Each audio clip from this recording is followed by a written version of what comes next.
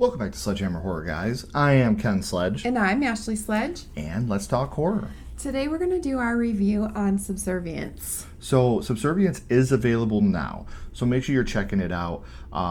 Megan Fox plays an AI robot that infiltrates a family to do what's best for her primary caregiver, but how far is she willing to go to be able to protect him? Yeah, so we're going to talk about the positives, the negatives, and then we're going to spoil the film. So make sure you are checking the film out, but first, let's get into the positives.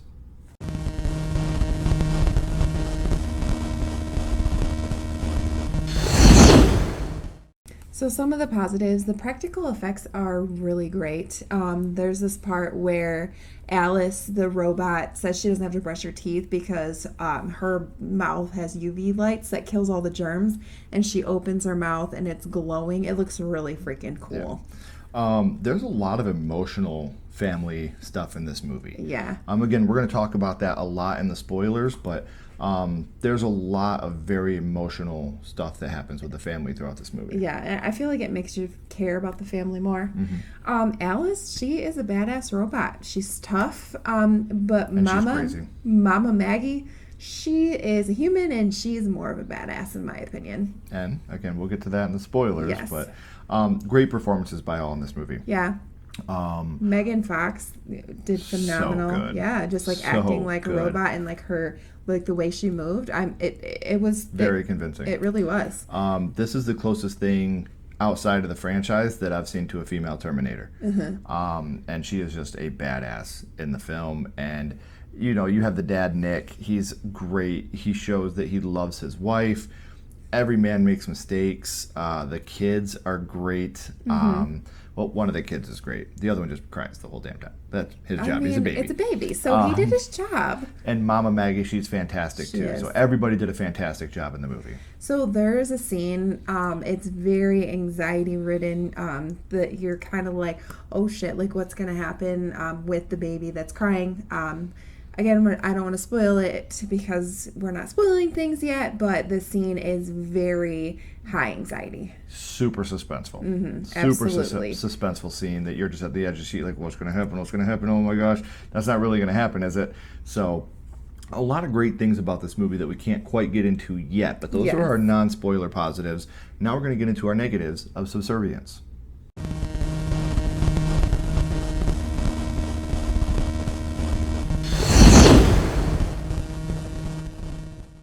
So some of the negatives, the storyline is pretty predictable.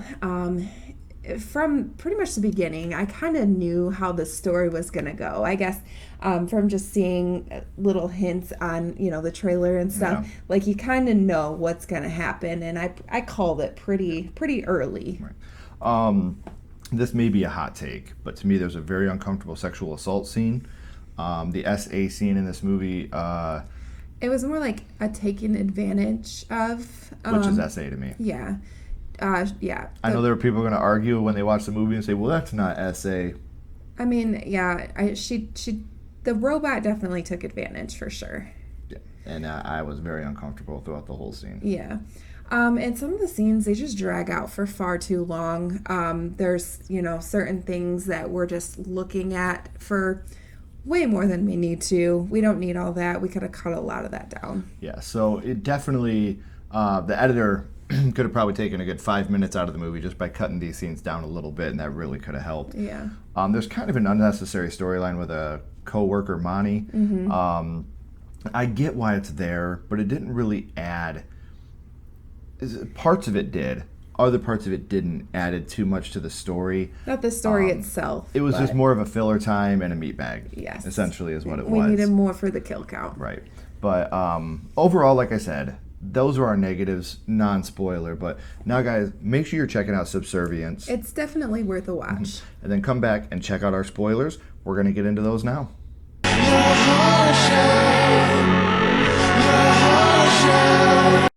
Okay, guys, now we're going to start spoiling the movie. So Mom, she's in the hospital. She has a bad heart. And Dad has to get a robot because he can't handle the load by himself. Typical dad. Making us all look bad. Yeah, there, he Nick. can't clean and cook and take care of the kids. So he's got to get a nanny robot. And a lot of this is playing true to real life. A lot of the robots, what they call Sims, are taking over jobs. Now construction workers are losing their jobs because these Sims, they don't get tired, they don't need breaks, they don't need days off. They're continuously working. So we're seeing a lot of these workers that are losing their jobs to robots as well. Mm-hmm. So the robot, Alice, the nanny, she essentially falls in love, I guess, if she can really feel love. I think it's more of like an obsession with Nick, dad. So we talked about how she took advantage of him, and the way she did it was she had him on the chair and he's like, I can't do this, I love my wife. She puts a cloth around his eyes and starts talking in his wife's voice. And that's what gets them, that's when he finally gives in to her. But it's a total, you can see he's not digging it at first. He's totally uncomfortable. He's only digging it when he feels that it's his wife. And he's hearing picturing his wife. He's hearing his wife. That he hasn't been able to be with in a long time because of her condition. And so. If the scene was a male robot doing this to a female, it would look a whole lot different. She definitely took advantage of him for sure by using his wife's voice. Right. You have the construction workers, they get fired and then they go back to the site and destroy the Sims that are there, destroy the other robots. We talked about unnecessary with Monty because he lost his job. Like I said, a scene that was dragged out so Megan Fox could kill Monty later on. Yeah.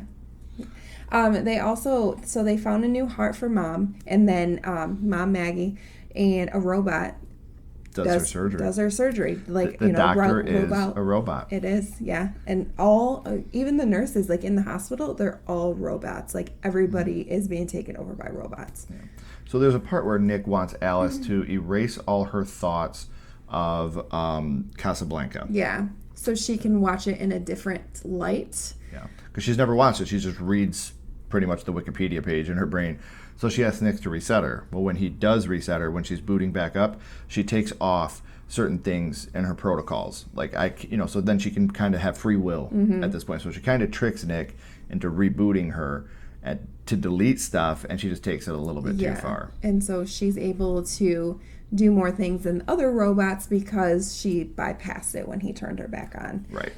So Alice, like we said, Monty, they went and, destroyed the other, like the construction robots, and they use Nick's code to get in, and Monty is blackmailing Nick. So Alice kills Monty because he's like, it's her job to protect him and make him happy. And if Nick loses his job, he's going to get depressed. Yes, and he already is, his wife had heart surgery, and his child is a burden because he cries all the time and he's always stressed out. So she puts the kid in the bathtub. That's what we were talking about. And you're like, oh my God, is she going to drown this kid? Well, he's screaming and the water just keeps rising and they can't get in the door. And this is what I'm talking about. Mom's a badass. She just had heart surgery and she literally goes on a snowy roof and in the window and gets into the window. And it's like, at that point too, Nick hits her in the face and busts her open and you can see the inside of it. And it looks really, really good. And this is just a badass balls to the wall third act. It is. For as slow moving as the first and second act are, this third act is just balls to the wall, absolutely insane. Yeah, it's very like Terminator-esque.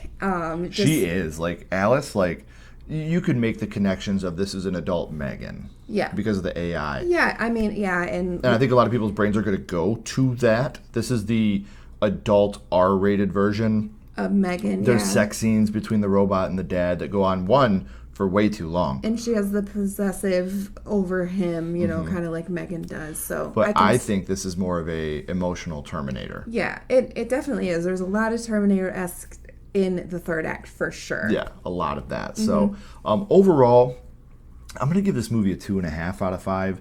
This is not a bad movie by any means, but I couldn't get into it as much as I wanted to. It just didn't keep me intrigued. But this really is normally not my style of movie, the more action-packed action horror. I'm more of like the slow burn horror, the possession horror, the thriller horror.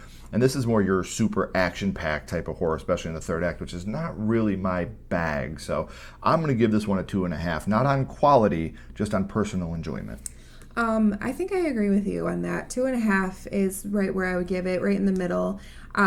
It wasn't boring by no means. No. It was entertaining. Like I said, the cast was really good.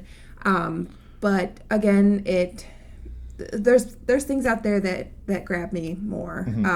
And by no means is this a bad movie. No, and I think a really lot of not. people are really going to enjoy this. So this is definitely, Subservience is definitely a movie I think you should check out for yourself and make your own decisions on it. Because with any movie, to be honest, because this is just our opinion, and you can make your own opinion. But this is a very well-made movie. And like I said, it was entertaining. It had all the elements. There's a lot of good family stuff. There's a lot of good, if you're into action, the whole third act is going to have you on the edge of your seat. You're going to love the action. It's very Terminator, especially in the third act. So like I said, go and check this movie out. It's really, Megan Fox is fantastic in the movie. The guy that plays Nick, he's fantastic in this movie. Just her movements, like when she's like, and we get a doppelganger of her too. Yeah, she plays two different robots at one point. Blonde hair. Megan Fox is freaking. She's beautiful and talented and fun to watch because her acting just keeps you on the edge of your seat, and she knows how to say certain things and deliver certain lines, even in an AI form, to just keep you watching. Yeah, she did a great job. If you guys haven't already, please like, comment, and subscribe. It does help build the channel more than you know. And follow Sledgehammer Horror on social media. Our links are in the description as well. But until next time, keep talking horror. Stay who you are. And we'll see you guys soon. Bye, guys.